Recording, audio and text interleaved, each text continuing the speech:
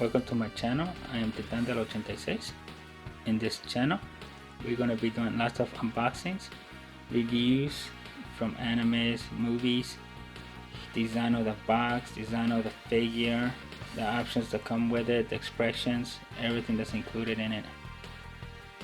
We will be covering everything. Statues, figures, cards, name it, and we'll probably have a video based on that.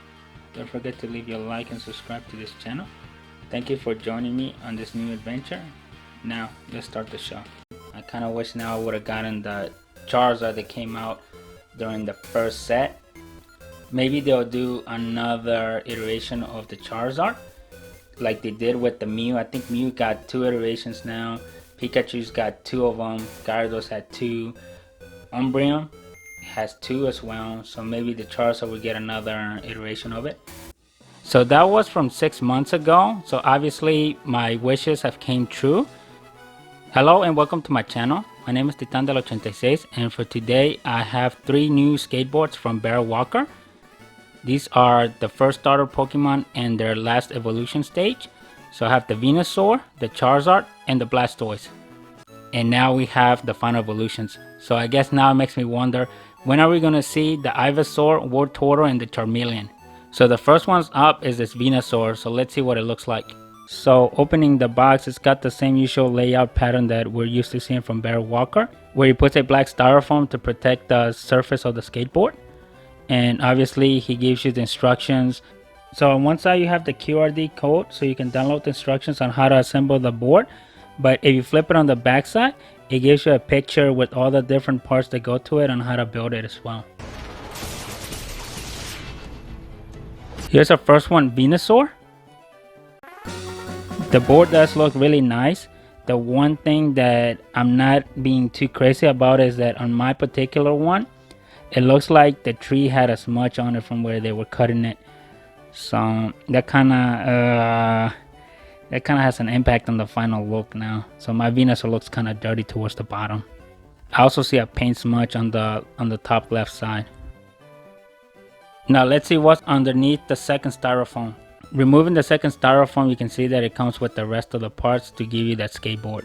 And also you have the Pokemon card that comes with it. Obviously mine shifted out of place, so it's on top of the spacers. If you like what you're seeing, don't forget to leave a like, share the video, and subscribe to the channel. And let me know, do you like this Venusaur skateboard? I do like the shading of the green that he did. It looks pretty well overall. Here's a close-up of the Venusaur skateboard. One thing that I would have loved to have seen here on these particular skateboards would have been if he would have actually colored the Pokemon. You basically just have Venusaur outline with the eyes colored in, but I think it would have been a better touch if he would have actually went back and actually shaded in the rest of Venusaur's body. Kind of like what he's been doing in all the other skateboards after the first generation, where he goes in and he colors certain sections of the body to kind of give you that highlight of the Pokemon. So that's something that I would have loved to have seen him do. Maybe color in the petals of the flowers and maybe color in Venusaur's skin. I think that would have added an extra touch to it versus just leaving background colored. One special thing that I noticed about this skateboard that I haven't seen in any of the other ones is that he basically went out of his way from the skateboard shape to finish the hit from Venusaur. So that is something that is special about this particular one. I'm not 100% liking the pattern of the wood that I got on this particular one. It kind of makes it seem like it got stained early on. But oh well, I mean, it's part of the randomness that you get, and it's also part of the uniqueness that comes with all these skateboards. They naturally take in the pattern of the tree that they were cut from. So I guess that just adds some of the uniqueness to it. So here's the Charizard one. So let's see what this one looks like. This one looks a lot better than the Venusaur one as far as the pattern of the wood goes. Removing the second styrofoam, as usual, you can see it comes with the rest of the parts to build the skateboard. On this one, as you can see, is completely opposite from the Venusaur one. If you like what you're seeing, don't forget to leave your like, subscribe to the channel, and share the video. So this is the second version of the Charizard. If you guys remember, he already did a Charizard in the first iteration. And the same thing is that that one wasn't fully colored either.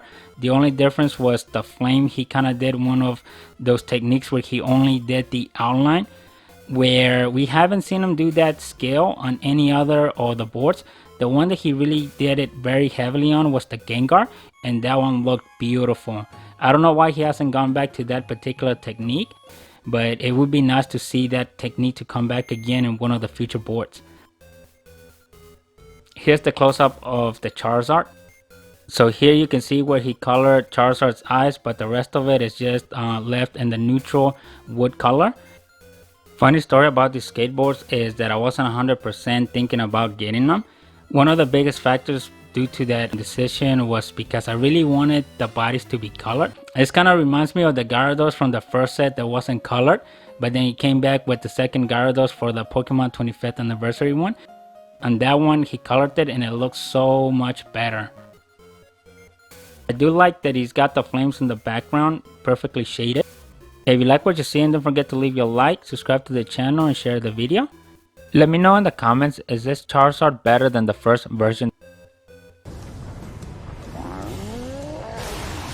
Alright, this is the last one for today. This is the Blastoise, and I got it upside down. Well, really not really. They haven't been consistent on how they've been packaging them. So they were backwards on this one. They go much better, so I just flipped it for them. Now let's see the rest of the hardware and the card that comes with it.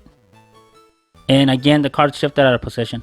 I really like the shading he did on the background for Blastoise. The blue is really beautiful. If you like what you're seeing, don't forget to leave your like, subscribe to the channel and share the video. It looks like he recycled the same water wave pattern that he used on the Gyarados 25th anniversary. So here's a close-up of the Blastoise skateboard.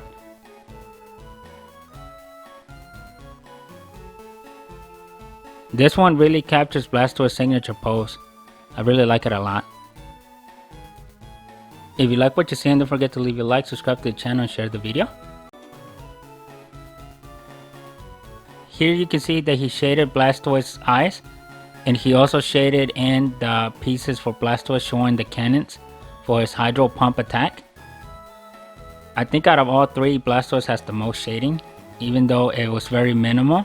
And again, it would have been a lot nicer if he would have just shaded in Blastoise as well. And you know that guy can shade, so I just don't know why he chose not to do that on these particular boards. Let me know what you think. Do you like this Blastoise board?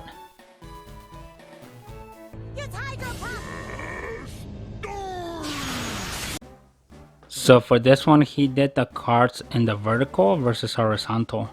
Something different to notice here. Each one is out of 750, but we'll never know what number you got because he purposely left that one blank. It would have been better if he would have numbered them, like I said before, but we know why. If you like what you're seeing, don't forget to leave your like, subscribe to the channel and share the video. And then on the back of the card, he just put his signature on them. Really holographic here. Looking at the pre-evolved forms, Charmander, Bulbasaur, and Squirtle comparing to the Charizard, the Venusaur, and the Blastoise, you can see that only half of them were done in the final stage, where the pre-evolved forms had 1500, but the final stages only had 750, which is half. Out of the three boards, which one did you like better? Which one was done to perfection in your eyes? Or did you just like all three? Also, let me know in the comments which one did you ended up getting if you were one of the ones that went up there and bought one. If you like what you're seeing, don't forget to leave your like, subscribe to the channel and share the video. I'm pretty sure there are going to be more iterations on them. Maybe in the future. Maybe, I don't know, maybe by late next year he's going to come back with another iteration of them. As you guys have probably seen, some of these have repetitive versions as well. We have multiple Pikachus done already. This is the second Charizard. We have 2 Gyarados. We had 2 Mews. We also had 2 Umbreons. So odds are he probably is going to remake these again. And that's probably where he's going to color them. And they're going to be like, oh crap, should have waited for those.